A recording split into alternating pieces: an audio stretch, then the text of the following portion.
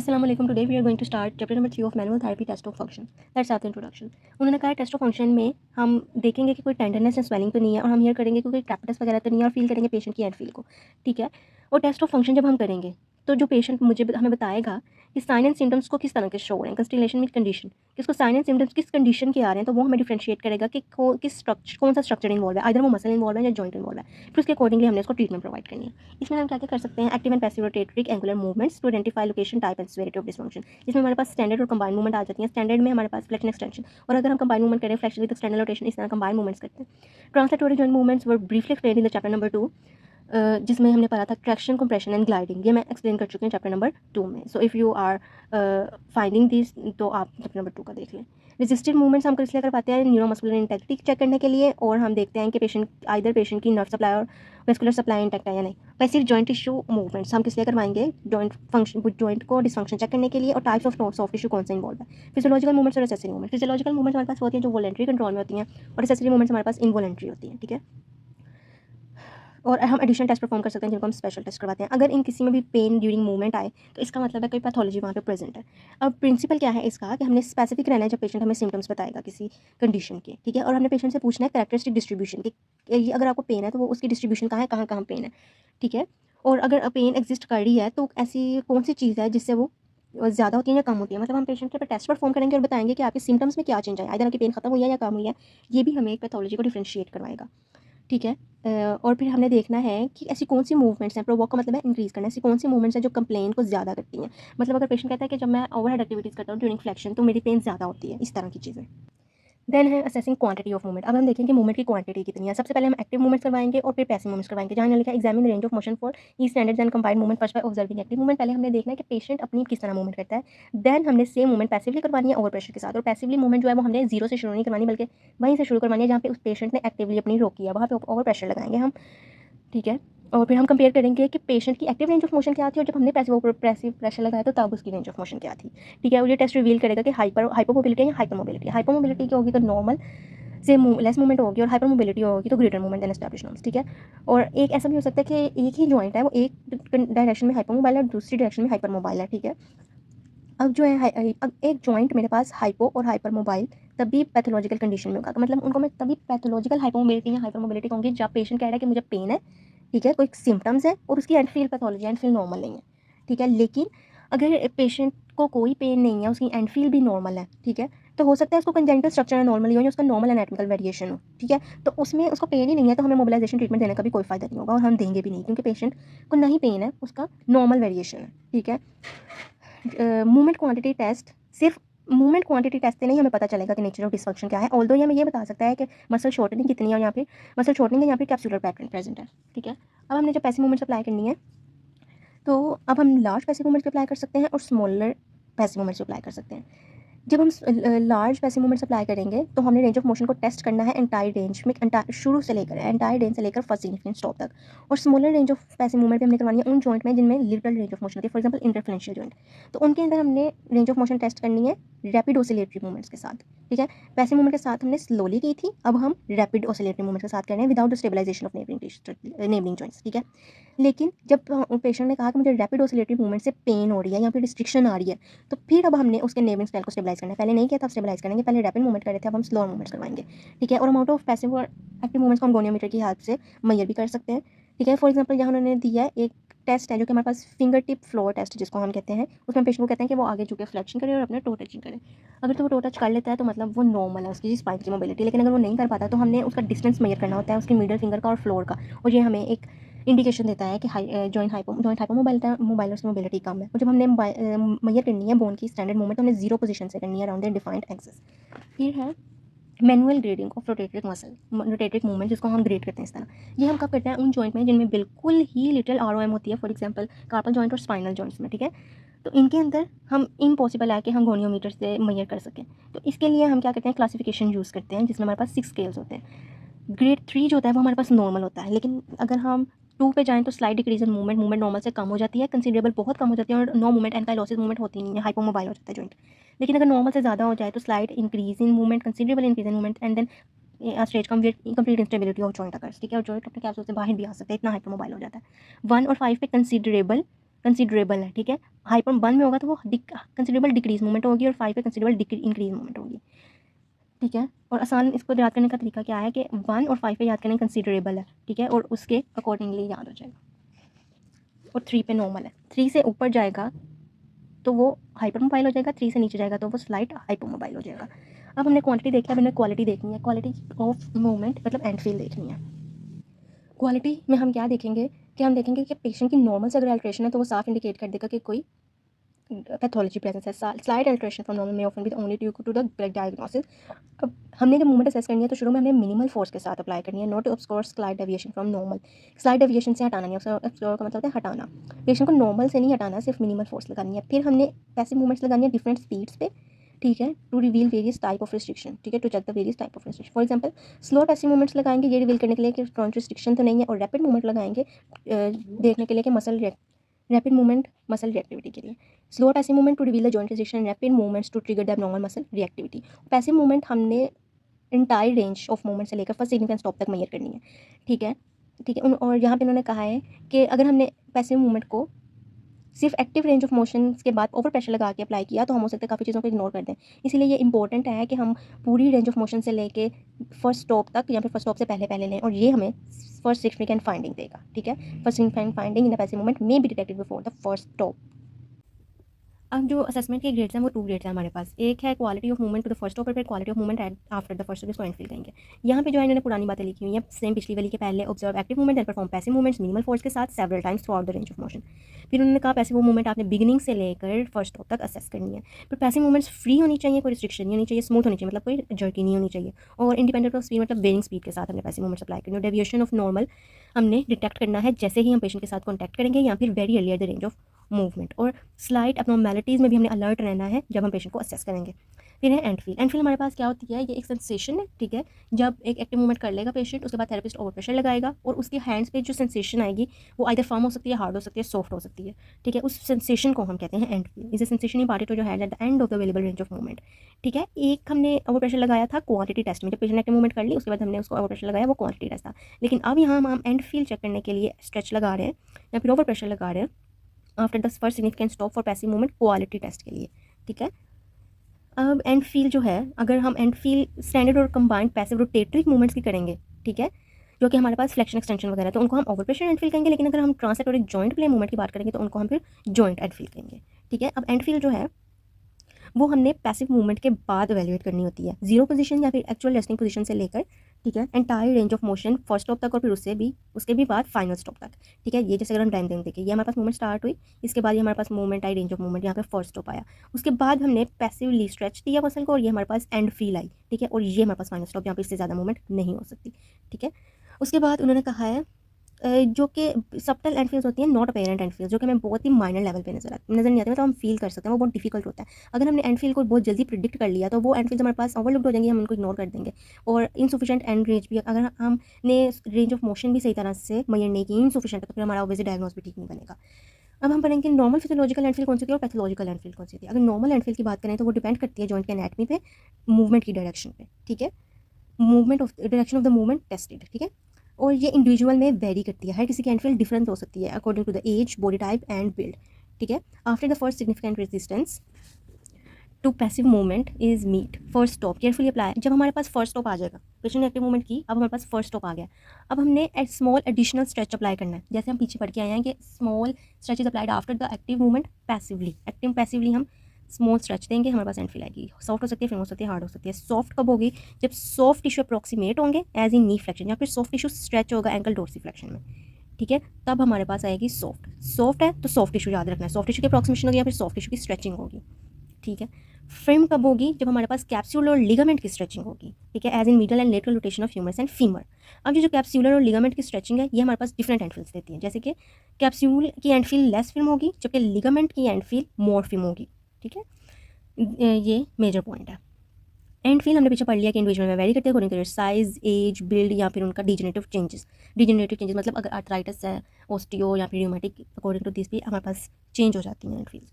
और hard end feel कब होगी, अगर when bone and cartilage meet, जब बोन और कार्टिलेज मीट करेंगे as in elbow flexion and extension, ठीक है। All the types of normal joint पे have an elastic quality to varying distance. हर जॉइंट में एक इलास्टिक क्वालिटी होती है वेरिंग डिस्टेंस की। इलास्टिक क्वालिटी का क्या मतलब है, हमने एक पेशेंट को ओवर प्रेशर अप्लाई किया था, लेकिन जब ओवर प्रेशर को हम रिलीज़ करेंगे तो जॉइंट अपनी back to the first stop मतलब बैक टू द पोजीशन या फिर स्लैक जोन में वापस जाएगा। ये इसकी इलास्टिक क्वालिटी है एक मसल की, ठीक है। मसल इज इलास्टिक है ना, इसकी एक प्रॉपर्टी है। तो यहाँ पे वही उन्होंने कहा जब प्रेशर ओवर प्रेशर को छोड़ेंगे तो मसल अपनी back to the normal range या फिर फर्स्ट स्टॉप तक या स्लैक जोन तक चला जाएगा, ठीक है। उसके बाद हम पढ़ेंगे पैथोलॉजिकल एंडफील, जैसे कि नॉर्मली अब कोई पैथोलॉजी है जिसकी वजह से एंडफील नॉर्मल नहीं है। जहाँ पे फीम होनी थी वहाँ पे सॉफ्ट आ गई, जहाँ पे सॉफ्ट होनी थी वहाँ हार्ड, इस तरह से आएगी, ठीक है। A pathological end feel occurs at another place and is of another quality that is characteristic from joint being tested, ठीक है। वो कह रहे हैं कि एक पैथोलॉजिकल एंड फील वो होगी जो कि हमारे पास किसी और जगह से आ रही होगी या फिर किसी और क्वालिटी, किसी मतलब और जॉइंट की क्वालिटी होगी जो हम टेस्ट करने हैं। उनका मतलब in other words the stop में मीट अर्लियर और later in the range of motion, मतलब यहाँ पे हाइपर मोबिलिटी होगी या हाइपर मोबिलिटी होगी। The quality of stop is uncharacteristic for joint being examined. जो जॉइंट हम एग्जामिन कर रहे हैं वो उसकी नहीं है बल्कि कहीं और से आ रही है, अनदर प्लेस और another quality of another joint, ठीक है। अब जैसे अगर हम स्कार टिश्यू की बात करें, स्कार टिश्यू की एंडफील कैसी होगी, फीमर और लेस इलास्टिक होगी, ठीक है। मसल स्पाज्म की कैसी होगी, more elastic and less soft end feel. और शॉर्ट एंड कनेक्टिव टिश्यू जिसमें फेशियल कैप्सूल और लिगामेंट आते हैं, इसकी स्कार टिश्यू की तरह होगी। स्कार टिश्यू की और शॉर्ट एंड टिश्यू की हमारे पास एक तरह की एंडफील है, फिल्म और लेस इलास्टिक। अब हमारे पास एक होती है बोगी एंडफील। बोगी एंडफील क्या होती है कि हमारे पास कोई इंट्राटिक्यूलर स्वेलिंग है जो कि सॉफ्ट रेजिस्टेंस प्रोवाइड कर रही है, ठीक है। उसको हम क्या करेंगे, बोगी एंडफील। इन्फ्लेमेशन अभी क्या हो सकती है, इन्फ्लेमेशन अराउंड द जॉइंट भी हो सकती है और इसमें very soft end feel will be made, ठीक है। अगर हमारे पास जॉइंट की हाइपरमोबिलिटी है या लेग्जिटी है लिगामेंट्स की, तो हमारे पास फाइनल स्टॉप मूवमेंट रेंज के बाद आएगा with soft end feel than normal. Hypermobility हमने यही पढ़ा है पिछले चैप्टर में कि फाइनल स्टॉप के बाद मतलब फाइनल स्टॉप हमारे पास बहुत बाद आएगा, फर्स्ट स्टॉप सिग्निफिकेंट बहुत नॉर्मल से लेटर आएगा। एंड फिर से हम डिफरेंट पैथोलॉजीज भी फाइंड कर सकते हैं और and usually test with rotation और बोन की रोटेशन के साथ हम करवाते हैं। एक हमारे पास स्प्रिंगी एंड फील होती है, फॉर एग्जांपल डिस्प्लेस मेनिस्कस। जब एक डिस्प्लेस मेनिस्कस की हम मूवमेंट करवाएंगे तो हमारे पास एक स्प्रिंगी एंड फील आएगी, ठीक है। अगर हमने पीछे पढ़ा कि इलास्टिक क्वालिटी है, ठीक है, और जो मसल है वो अपनी back to the first stop आएगा, लेकिन अगर मसल में इलास्टिसिटी नहीं है तो वो अपनी back to the first stop नहीं आ पाएगा when testing pressure is release, ठीक है। उसके बाद एक हमारे पास होती है empty end feel. Empty end feel क्या होती है, एक पेशेंट का मसल गार्डिंग में गया हुआ है और वो उसको इतनी पेन है कि वो अलाउ ही नहीं कर रहा हमें मूवमेंट को, ठीक है, और वो कह रहा है कि मैं ये कर ही नहीं सकता। और अब वो अगर हम करवाते हैं तो वो कहता है कि बस छोड़ दो, डिसकंटिन्यू कर दो, मैंने आगे से मूव ही नहीं करना। वो हमारे पास एम्प्टी एंड फील आती है, ठीक है।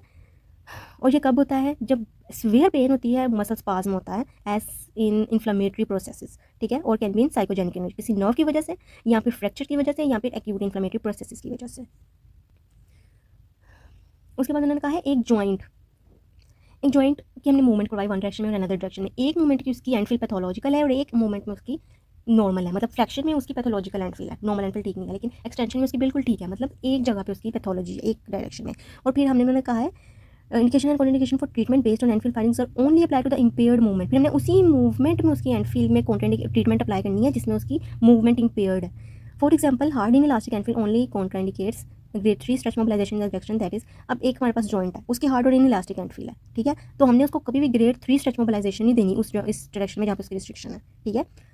मतलब कि जॉइंट में रिस्ट्रिक्शन आ रही है, उसकी हार्ड और इन इलास्टिक एंडफील है तो वहाँ पे कॉन्ट्राइंडिकेशन है ग्रेड 3 स्ट्रेच की, ठीक है।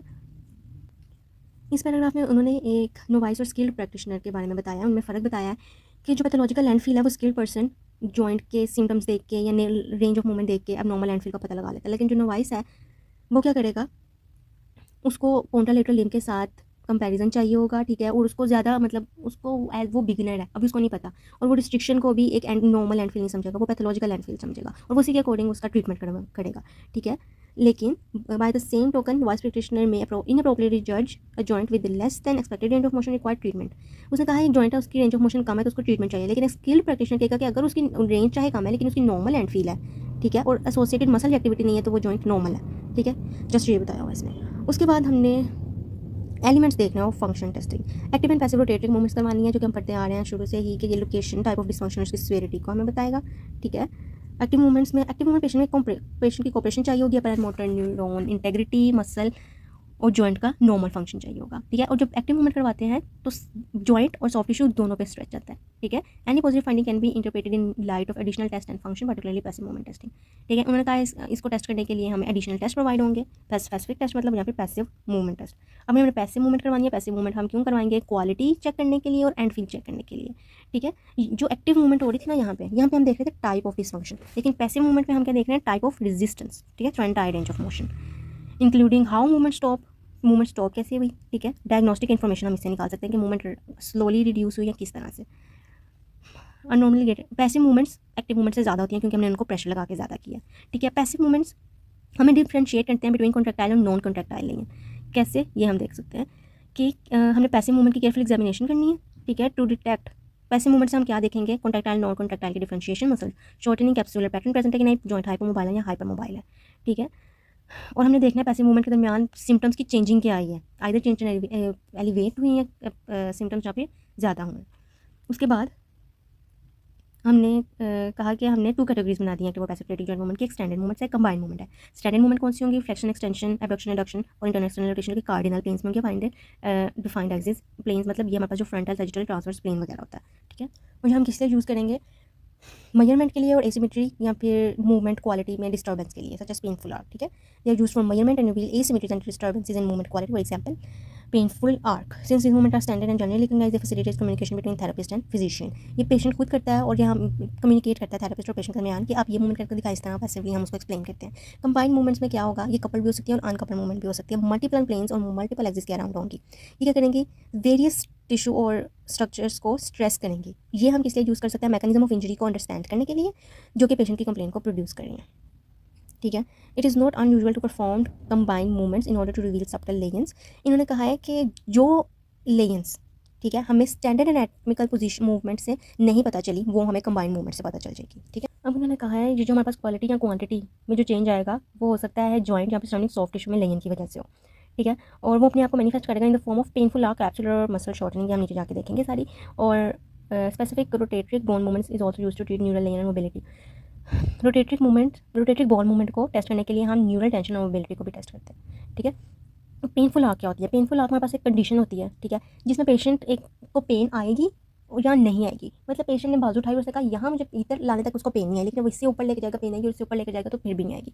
अब जैसे एल्बो फ्लेक्शन शोल्डर फ्लेक्शन होती है ना, उसकी हमारे पास रेंज होती है 0 to 180 डिग्री। अब 0 to 60 डिग्री पेशेंट को पेन नहीं आई, लेकिन 60 to 120 आई और फिर 120 के बाद 180 तक भी नहीं आई, तो उसकी पेनफुल आर्क की रेंज थी 60 to 120, ठीक है। तो वो उसकी होगी पेनफुल आर्क, ठीक है। अगर anywhere in the range of active और passive movement which proceed and followed by no pain, ठीक है, pain occurring proceed by no pain, ठीक है। उसके बाद implies that a pain sensitive tissue is being squeezed between hard structure. ऐसा क्यों होगा कि हमारे पास जो सॉफ्ट टिश्यू है, ठीक है, पेन सेंसिटिव सॉफ्ट टिश्यू जिसकी पेन हो रही है वो हमारे पास एक हार्ड स्ट्रक्चर के अंदर स्क्वीज्ड हो गया, ठीक है, और फिर हमारे पास नॉर्मल पाथवे मूवमेंट से डेविएट कर जाएगा, ठीक है। May be an attempt by the patient to avoid such pain, patient compensatory movement करेगा, ठीक है, पेन को ख़त्म करने के लिए, जो कि नॉर्मल मूवमेंट से डेविएट कर जाएगी, ठीक है। It is important to note such deviations in order not to overlook a painful arc. It is मतलब हमने ये सब कुछ डेविएशन हमने नोट करनी है ताकि हम इग्नोर ना कर दें पेनफुल आर्क को। Then comes to capsular pattern. Capsular pattern में क्या होता है कि एंटायर कैप्सूल शॉर्ट हो जाता है, तो एंटायर कैप्सूल शॉर्ट हो गया तो जब कैप्सूल को हम स्ट्रेच करेंगे तो उसके अंदर पेन आएगी, उस पेन को हम कहते हैं कि ये एक जॉइंट का कैप्सुलर पैटर्न है, ठीक है। If the entire capsule is shortened, we find that Cyriax calls the capsular pattern. The capsular pattern manifests itself as a characteristic pattern of decreased movement as a joint. इसके joint structure short हो गया, joint structure short हो गया तो hypermobility create करेगा और movement decrease हो जाएगी. When expressing a capsular pattern, a series of 3 to 4 movement are listed in sequence. तो जब हमने इसको डॉक्यूमेंट करना होता है तो हम इसको एक सीक्वेंस में करते हैं, ठीक है। सबसे पहले हमने वो मूवमेंट बतानी होती है जो सबसे ज़्यादा डिक्रीज़ है, उसके बाद जो उससे कम डिक्रीज़ है, उसके बाद जो सेकंड वाले से, और इस तरह से हम सोन लेकर चलते हैं। जैसे इन्होंने यहाँ पे एग्जांपल दी है शोल्डर की। शोल्डर में सबसे ज़्यादा जो जब रिस्ट्रिक्टेड होती है कैप्सुलर पैटर्न, वो एक्सटर्नल रोटेशन में होती है, देन एबडक्शन में होती है, और कई डॉक्यूमेंटेशन में, कई बुक्स में हमें ये भी मिलेगा कि फ्लेक्शन में भी होती है। एक्सटर्नल रोटेशन, फिर एबडक्शन, फ्लेक्शन और इंटरनल रोटेशन, और कई कॉन्टेक्स्ट में हमें इंटरनल रोटेशन, ये 3 मिलेंगी, ठीक है। This donates that external rotation is proportionally most decreased. इससे हमें क्या पता चला है कि एक्सटर्नल रोटेशन हमारे पास सबसे ज़्यादा डिक्रीज है, उसके बाद एबडक्शन, ठीक है, यानी internal rotation least decreased. A capsular pattern is usually present when the entire capsule is affected. तब कैप्सुलर पैटर्न प्रेजेंट होगा जब पूरे कैप्सूल की शॉर्टनिंग हुई है, मतलब in case of inflammatory arthritic conditions, ठीक है। Limitation of movement due to capsular shortening does not necessary follow at typical pattern, ठीक है। इसकी एग्जांपल इन्होंने कैसे दी है कि only one part of capsule में भी शॉर्टन हो सकता है, कैप्सूल का एक पार्ट शॉर्टन हो, ठीक है, due to trauma surgery inactivity और सब लोकलाइज लेजन ऑफ कैप्सूल। और इन्होंने कहा है कि हो सकता है एक जॉइंट पूरा कैप्सूल शॉर्टन किया हो, जैसे इन्फ्लेमेटरी आर्थराइटिस में होता है, या फिर हो सकता है कि एक जॉइंट का टिपिकल पैटर्न, मतलब कुछ हिस्सा शॉर्टन हुआ हो, ठीक है। तो उसमें क्या होगा, limitation of movement will be evident only with movement that stretch affected part of the capsule. फिर हमें सिर्फ उसी में पेन आएगी और उसी में लिमिटेशन ऑफ मूवमेंट आएगी जिस पैटर्न में वो शॉर्टन हुआ है, ठीक है, दैट स्पेसिफिक पैटर्न।